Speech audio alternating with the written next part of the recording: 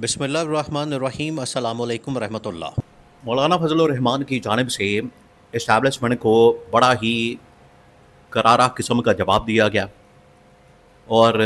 جس طریقے سے مولانا کو تنقید کا نشانہ بنایا جا رہا تھا، مولانا کو ٹارگٹ کیا جا رہا تھا، ریاکشن میں، رد عمل میں، رپلائی میں مولانا کی جانب سے دو اہم ترین اسٹیٹمنٹس دی گئی ہیں۔ ایک تو انہوں نے پارٹی کی لیڈرشپ کی جانب سے اسٹیٹمنٹ دلوائی کہ ہم جی ایچ کیو کے باہر دھرنا دے سکتے ہیں، جی ایچ کیو کے باہر ہم احتجاج کر سکتے ہیں۔ ایک تو ان کی جانب سے یہ اسٹیٹمنٹ دلوائی گئی، اور اس کے اندر ہی یہ بات شامل ہے کہ اس مقصد کے لیے ہم راول پنڈی کے اندر جا سکتے ہیں، اور راول پنڈی میں اڈیالہ جیل کے باہر بھی احتجاج کر سکتے ہیں عمران خان کے حق میں۔ دوسرا، اب ان کی جانب سے ایک جلسہ کیا گیا ایک بار پھر، اور اس کے اندر بھی انہوں نے جو بات کی ہے اس کے اندر بھی ان کی جانب سے یہ کہا گیا کہ ہم کسی وقت یہ جو شہداء کے بارے میں بات کی جا رہی ہے، ہم شہداء کی توہین نہیں کرتے۔ شہداء کا جو عزت و احترام ہے، شہداء کی جو تقریم ہے، شہداء کی جو عزت ہے، وہ ہمیں پتہ ہے۔ ہمیں کوئی نہ سکھائے، ہمیں کوئی نہ بتائے، ہمیں کوئی نہ سمجھائے کہ شہداء کی عزت کیا ہوتی ہے۔ تو اب یہ مولانا کی جانب سے دو اہم ترین اسٹیٹمنٹس بیک وقت جاری کی گئی ہیں، اور ان کی جانب سے یہ نہ صرف اسٹیبلشمنٹ کو وارننگ دی گئی ہے، بلکہ عمران خان کے حق میں اسٹیٹمنٹ دی گئی ہے۔ اب موجودہ صورتحال کے اندر مولانا فضل الرحمان کی جانب سے اسٹیبلشمنٹ کو اس طرح سے للکارنا، اس کے اوپر بہت سارے سوالات کو جنم لیتا ہے، بہت سارے سوالات سامنے آتے ہیں۔ اب سوالات کیا؟ دیکھیے، سب سے پہلے تو آپ نے مولانا کی اسٹیٹمنٹ کو سمجھنا ہے، جس کے اندر مولانا نے یہ بات کی، جس کو بعد میں اتنی زیادہ ہوا دی گئی، اور پاکستان بھر میں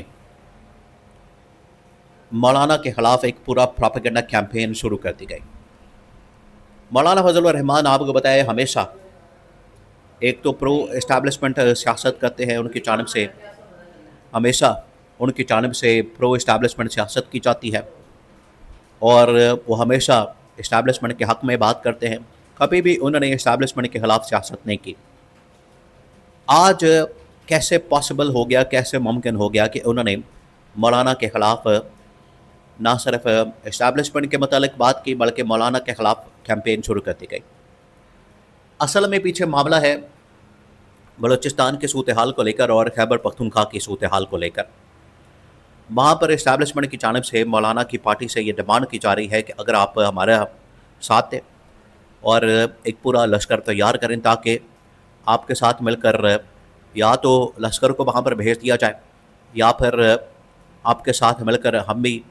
اس دہشت گردی کے خلاف جنگ لڑیں۔ یہ ان کی جانب سے بات کی گئی، اسٹیبلشمنٹ نے یہ بات کی۔ اور یہ دیکھیں، پاکستان کی تاریخ کے اندر اگر آپ دیکھیں تو اس طرح کے واقعات ہوتے رہے۔ 80s کے اندر دیکھا جائے تو اس میں بہت سارے مدرسے کے لوگوں کو اور مدرسوں کو سینٹر کے طور پر استعمال کیا گیا، وہاں سے مجاہدین پھر افغانستان کے اندر بھیجے گئے۔ پورا 80s کا 90s کا دور، پھر جیسے ہی 2001 آتا ہے، 9/11 ہوتا ہے، تو پالیسی کو ٹرن کر دیا جاتا ہے۔ اس کے بعد جو یہی لوگ جن کو تیار کیا جاتا ہے، ان کے خلاف محاذ کھول دیا جاتا ہے۔ اب یہی معاملہ دوبارہ سے سامنے آ رہا ہے۔ تو آپ سمجھیں کہ پچھلے 40-50 سال پہلے، 60 سال پہلے جو کام کیا گیا، اس کا خمیازہ پاکستان نے 2001 سے لے کر 2025 تک بھگتا۔ آج 26 کے اندر ایک بار پھر وہی بات کی جا رہی۔ تو مولانا نے پوری تاریخی کانٹیکسٹ کے اندر یہ بات کی، اور تاریخی حوالے سے یہ بات کی، جس کی وجہ سے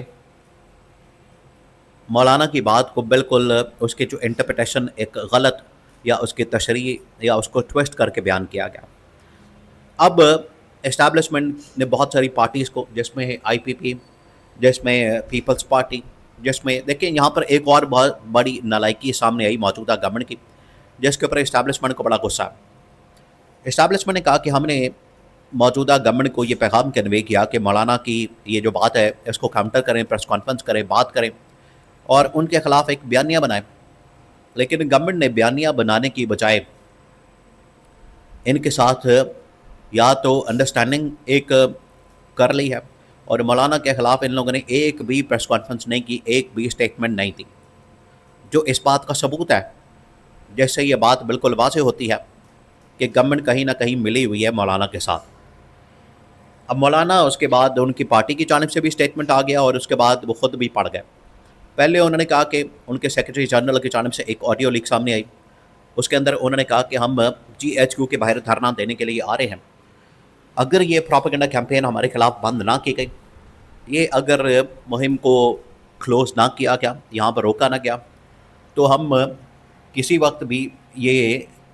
GHQ کے باہر دھرنا دے سکتے ہیں۔ نہ صرف یہ دھرنا GHQ کے باہر دیا جائے گا، بلکہ اس دھرنے کا رخ جو ہے موڑ دیا جائے گا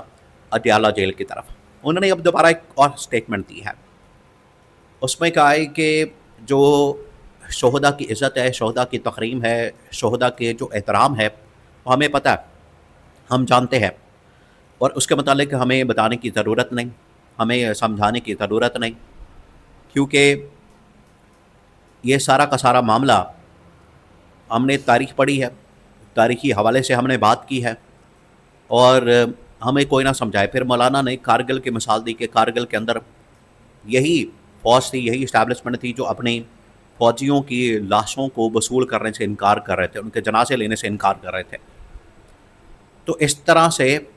مولانا کی جانب سے بھی رپلائی سامنے آیا۔ تو ایک ڈائریکٹ کنفرنٹیشن اس وقت اسٹیبلشمنٹ اور مولانا فضل الرحمان کے درمیان ہو رہی ہے۔ اب عمران خان کی نسبت مولانا فضل الرحمان کی جانب سے جو باتیں کی جا رہی ہیں وہ بہت زیادہ سخت ہے۔ عمران خان تو پھر بھی بڑی سافٹ لائن لیتا ہے اور یہ بات کرتا ہے کہ یہ پاکستان بھی میرا، یہ ملک بھی میرا، یہ فوج بھی میری۔ مولانا نے تو، اور یہی مسئلہ ان کے اندر موجود ہے نون لیگ اور پیپلز پارٹی کے اندر، ہمیشہ ان کی جانب سے پیپلز پارٹی تو یہ بات کرتی ہے ہم ان سے ان بچا دیں گے، نون لیگ یہ بات کرتی ہے کہ انہوں نے کبھی کوئی جنگ نہیں جیتی، ان کا پیشاب نکل جاتا ہے دشمن کی بات سن کے، دشمن کے ساتھ بات کرنے سے یہ ڈرتے ہیں، ان کی ٹانگیں کانپ جاتی ہیں۔ تو یہ تمام باتیں نون لیگ اور پیپلز پارٹی والے کرتے ہیں، اور مولانا نے تمام حدیں پار کرتے ہوئے اسٹیبلشمنٹ کے اوپر حملہ کر دیا، اور جو شہداء ہیں ان کے متعلق بڑی سخت بات کرتی۔ اب لڑائی بڑھتی چلی جا رہی ہے، اور آج اسٹیبلشمنٹ کو بھی اس بات کا احساس ہوا ہے کہ عمران خان کے، اگر مولانا کے ساتھ عمران خان کی اسٹیٹمنٹس کو کمپیئر کیا جائے تو اس میں مولانا نے زیادہ ہارڈ لائن، نون لیگ پیپلز پارٹی والے زیادہ ہارڈ لائن لیتے ہیں۔ اب مولانا کی جانب سے اگر GHQ کے بعد اڈیالہ کے باہر دھرنا دیا جاتا ہے تو اس سے عمران خان اور مولانا فضل الرحمان کم از کم ایک پیج کے اوپر ضرور آ سکتے ہیں۔